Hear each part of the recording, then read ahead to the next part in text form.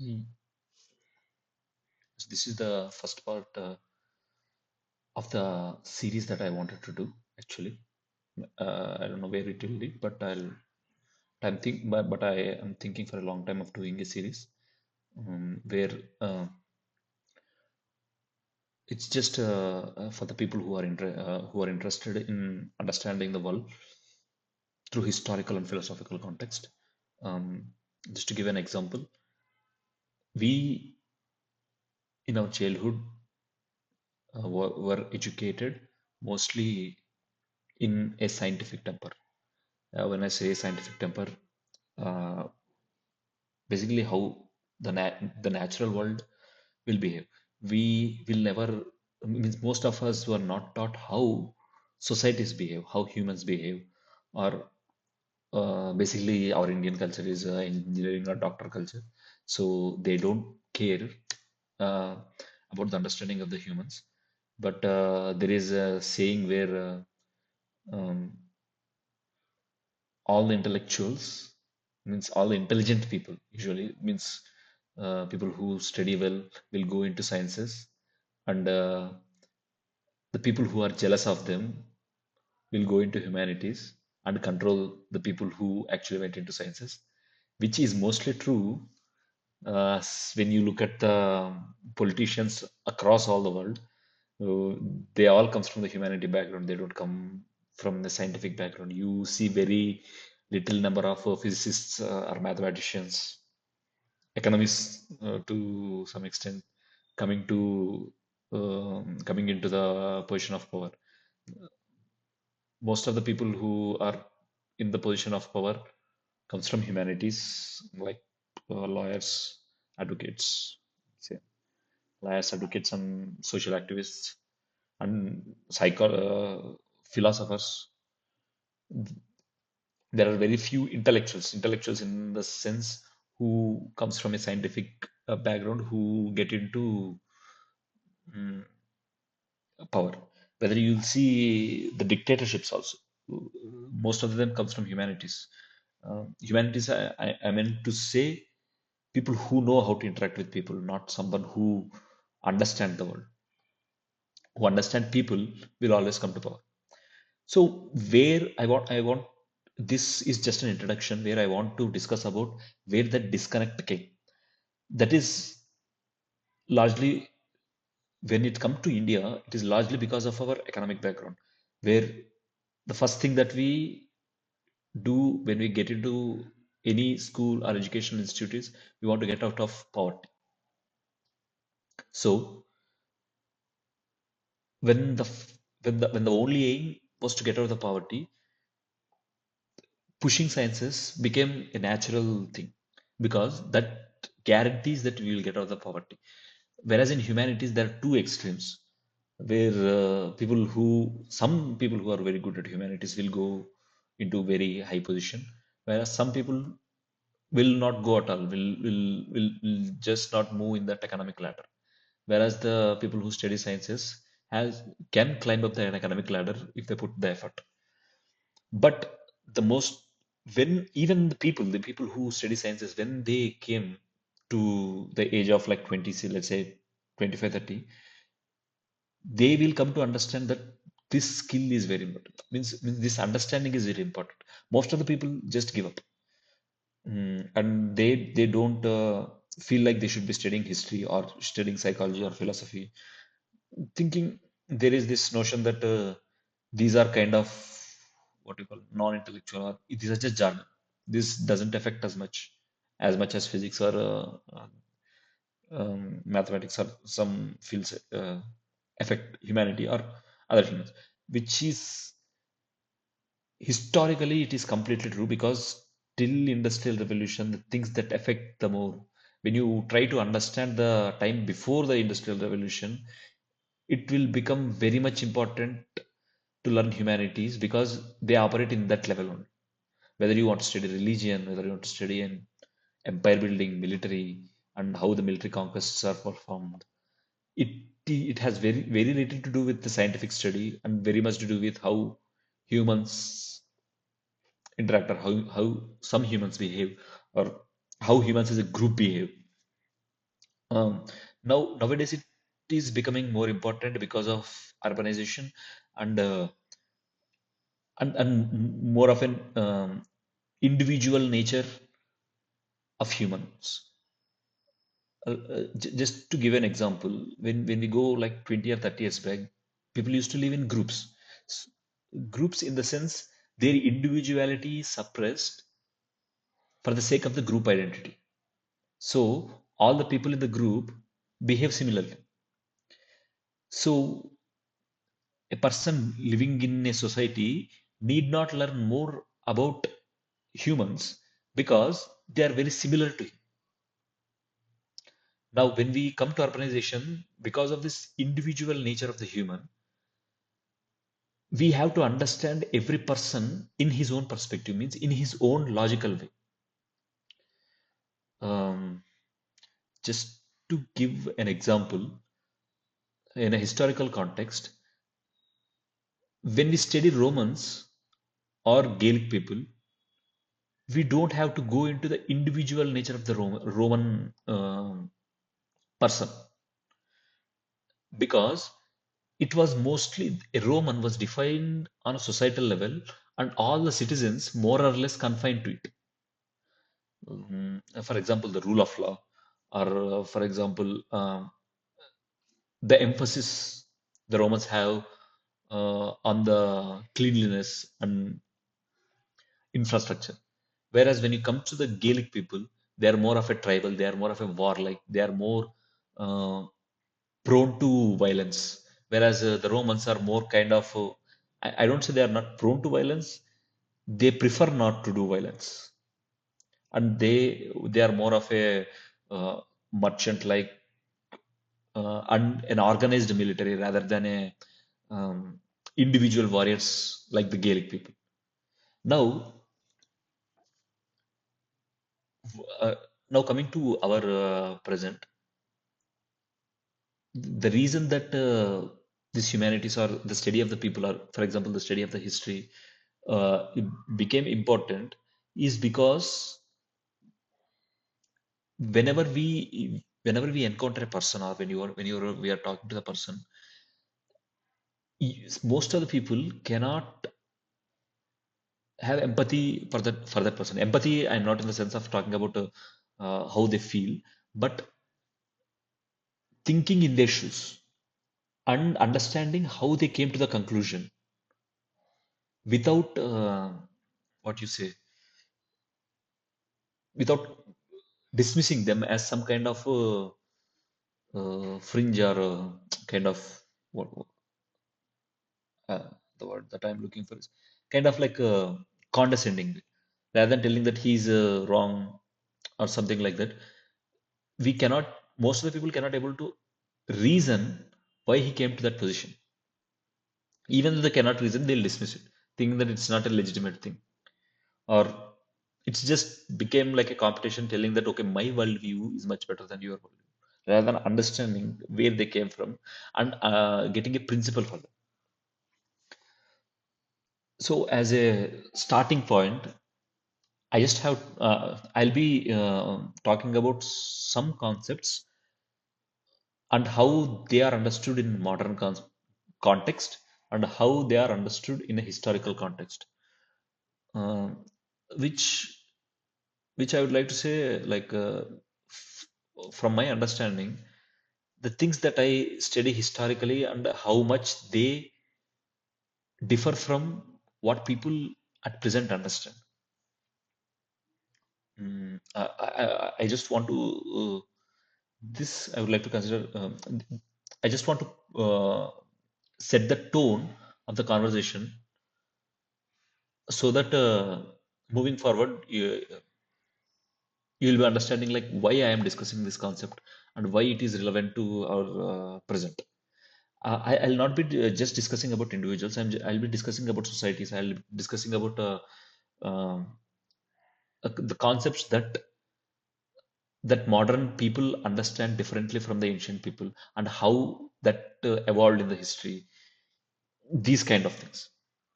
Uh, this I would like to call it an introduction, but the thing that I want to start with is war. So whenever war is always there in the means war become like a center of our means most of the political conversation or this sometimes individual conversation also, like the society in modern society, the society is conditioned in that way, in such a way that they consider war to be an aberration from the peace. Means it is natural for the humans to live, coexist peacefully, and war became a obstacle for that. No, this is very modern, so modern thinking. I would say it is not even, it is a construct. It's not even based on reality. It is a construct that came out of post World War II thinking. Because of the destruction of the World War, the societies went into such a traumatic phase where they outright started rejecting war as a whole, telling that nothing good will come out of war. And the more peaceful the society is, the more it will advance. I want to explain like why both are false. First, I'll go through like telling why war is not an aberration of peace. War is norm. Whether you consider, I'll explain. Let's take whenever, let's take the evolutionary path. Now, in nature, violence always exists. War always exists. People say that nature is very what you will say, nature is very peaceful and coexisting, which is not at all true whenever you talk to any people who study nature, because they tell that chimpanzees from which we evolved are much more violent. In fact, all the things that the humans do, chimpanzees will tone that up to 10. Basically, the chimps that we evolved from are much more violent when compared to humans. I'm not saying when compared to humans, but at an individual level, when you compare a chimp to a human, the violence that a chimp inflicts is an order of magnitude more. Now, modern humans, in modern humans, these kind of tendencies faded down because of the civilization and everything. But what I meant to say was, war is in nature. You want to from that starting point, you should progress to understand why there is little war, not why there is war at all. War exists in nature. So war exists even before humans evolved. So let's understand why war reduced rather than focusing on why the endeavor become means our discussion will now will become, rather than why war will happen, why our discussion will be more on why peace exists at all. Even in chimps, they go as gangs and they hunt as gangs and they kill other chimps gangs, which was well documented, but it was not in the mainstream studies, because I want to discuss that in some other podcast why it was not mentioned in our mainstream studies. It is not even a new study at all. It was very old study, and people know this. Means even people in 1850s, all the people who actually study sciences like biology, evolution, they very well know that nothing, the things that you associated with humans, for example, the war, the violence with which we fought, is not specific to humans at all. In fact, in nature, it was even more. We have to study why it toned down in humans actually. So when humans were hunter-gatherers, the violence rate was very much comparable to the chimps, because the resources were very less. So whenever there is a scarcity of resources, it became a code, like let's say, it became a routine to go and attack other tribes and get the goods and survive basically. Now the toning down of violence comes from agriculture, because when humans move to this agricultural phase, they have an abundance of um, what you call food and resources. The problem, there is a interdependency in agriculture, because agriculture takes months to get the result. Now, when a society or when a group is involved in agriculture, then there is a need for stability in order to get the result of that agriculture. For example, let's say if the rice, which would take almost which would take almost 6 months of time to grow, takes expects means the society that grows rice as a staple food expects the situation to be stable for at least 6 months in order to get the result of that agriculture. So it became a necessity for all agricultural societies to maintain a non-war state, what I'd like to say. Rather than peace, they want stability to get the result of the crops that they will be um, raising. Now, this became a no. Let's say how modern humans are thinking. That means, in the sense like the humans who started agricultural thinking, like there will be split in the work, where there is a set of population that will be doing the agriculture, and there will be set of population who will be protecting these people from the invading groups. Let's say if some groups maybe still be doing hunting and gathering. Now, if they don't have resources, they might be attacking the agriculture society to get their resources. So, in order to protect the agricultural societies, they need someone from the society itself to come out and do the full duty of protecting it, where so that the other peoples can focus on agriculture and get the result. Now you see how the kingdoms evolve. The for example, the Stone Age civilizations that have. No, another thing where means whenever I'm talking about this evolution, I'll be taking the principle. I'll be telling the principles rather than telling the facts. That's why I just tell it as a story rather than telling how some civilizations, for example, telling about the Sumer civilization or Harappan civilization or Mayan civilization.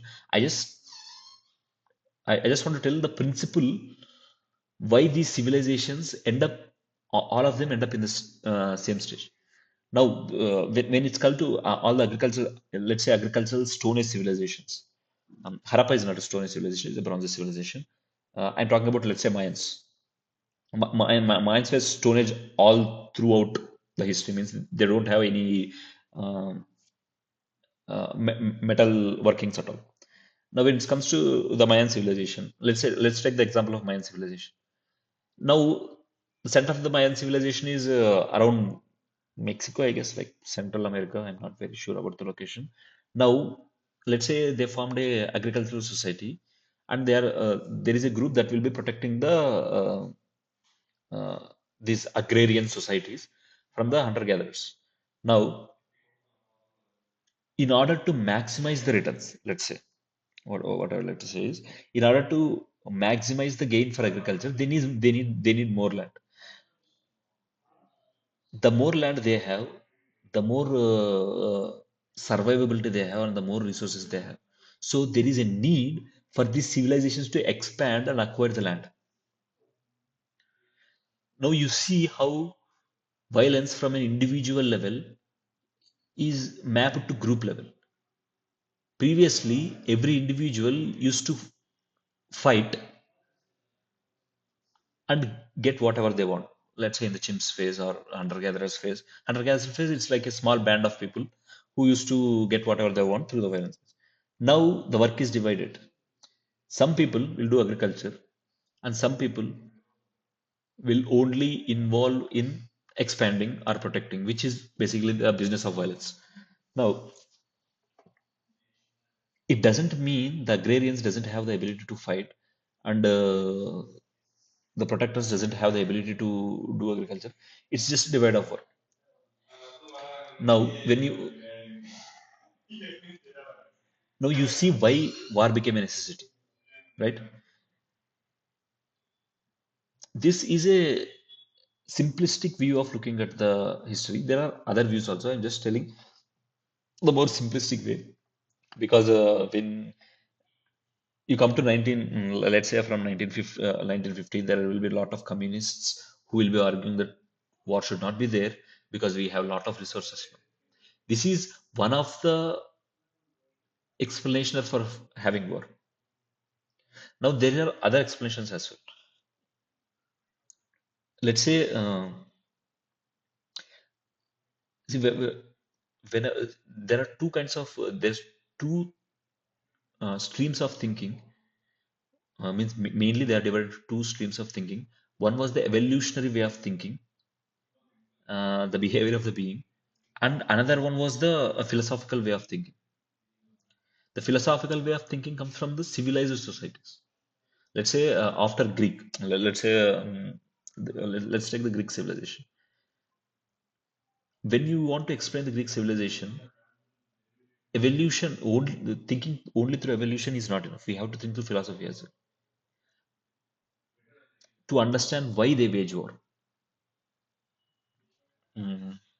Yeah, uh, yeah. Coming to the point again. Now, this is one way of thinking. War as a necessity to protect the resources. Now, there is another way of thinking of it. If you take chimp societies or any mammalian groups, they form a hierarchy where the strongest male will be at the top, and there will be a lot of females. Means a lot of hierarchy, basically dividing the males. The alpha male being the top of it, and most of the females will go to the alpha. You can see this as also a resource for fighting the wars, which you can almost see all the way up to the modern times, where where some armies will be explicitly fighting to take slaves.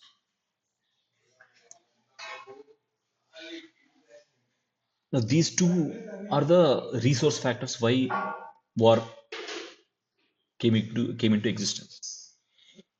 Now, this is a group level thinking. Like, let's say, humans as a group. I'm explaining how humans as a group evolved to make war. Now, let's take the individual level.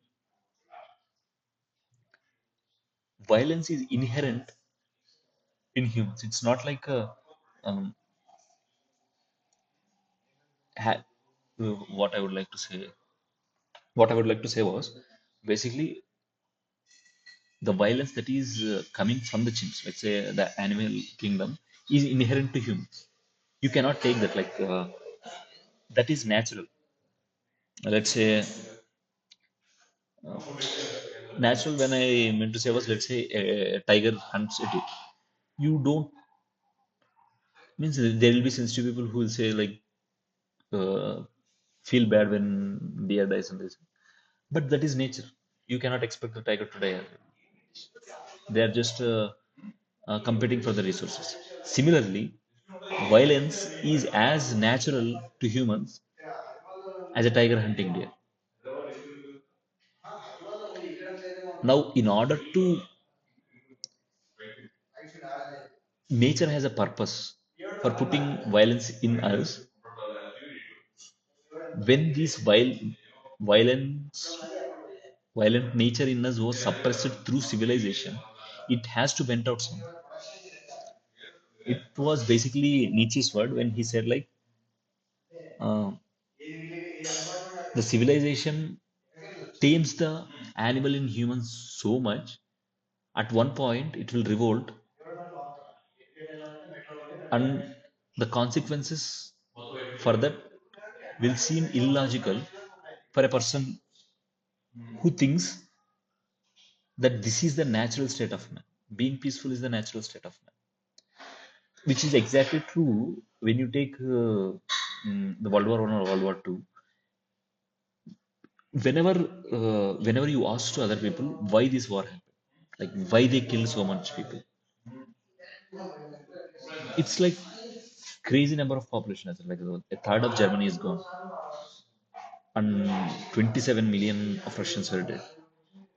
When you look at when you look the war through our perspective, it feels completely useless. Useless of means I meant to say I meant to say it is waste of human lives. It just feels like a mid-trainer. But what Nietzsche is saying was it is very natural. Like for millennia, you suppressed the violence and it will come out in some way. Now he say now that is where you see these atrocities in war. Not just for war. War may start because of the resources, which is not even true when you come to civilization, Iron Age civilizations, to some extent in the Bronze Age civilization as well, which is not even true in the case. War will start for some absurd reason, just for sake of it. For example, when you take the Peloponnesian Wars, the Spartans and Athenians are like super rich state. It's a merchant economy, where the Spartans is a land-based force, and they both fought for a land that is barren, basically. Means even though they got that land, it will not add anything to them. Still, they fought for it, not because of the land, because you will come to understand why they fought the land when I explain all the factors that are involved. You can say that about a lot of the wars. For example, even World War One, they say it because it was done by Archduke Franz Ferdinand. Means where Garvilio Principe shot Archduke Franz Ferdinand. But that is just a trigger. See, in order for a war to happen, let's say in the case of World War One, it needs a month of preparation. It's like moving six lakh horses to the front is will not be done in just a month or two. It actually needs preparation and bringing grass to that horses and preparing the army to do the course and maintaining them in attacking positions and bringing artillery and reshaping the entire economy for war. So that will so basically that became a trigger, but that is not the cause of the war. The war was already in air. Most of the people know that already in Europe. That's why everyone is prepared. So whenever Austria and Serbia went to the war, everyone is prepared to get into war already. Even though they have an intention not to get into, but they know that something might go. So when modern people think that war is an suspension of peace, historically it was not true, and it will not be true in future also. This is a special kind of phase that the world is living in. It's called post World War II phase, or you can say Pan American Empire phase, where America controls most of the ocean. So any any power that will be going to war will be crippled economically first. So the Pan American project will go down eventually. Then again, this wars will start. Now we are actually seeing that in the Russian Ukraine war. So we came all the way up to the Stone Age civilization, where the violence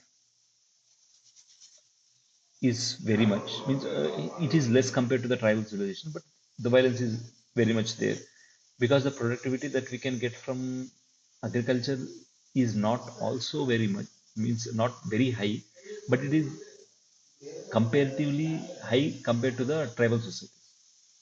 So tribal societies and when I meant to say hunter-gatherer societies. So what came so war shifted from an individual duty to the duty of the society. Yeah, I think I'll stop here. 30 minutes is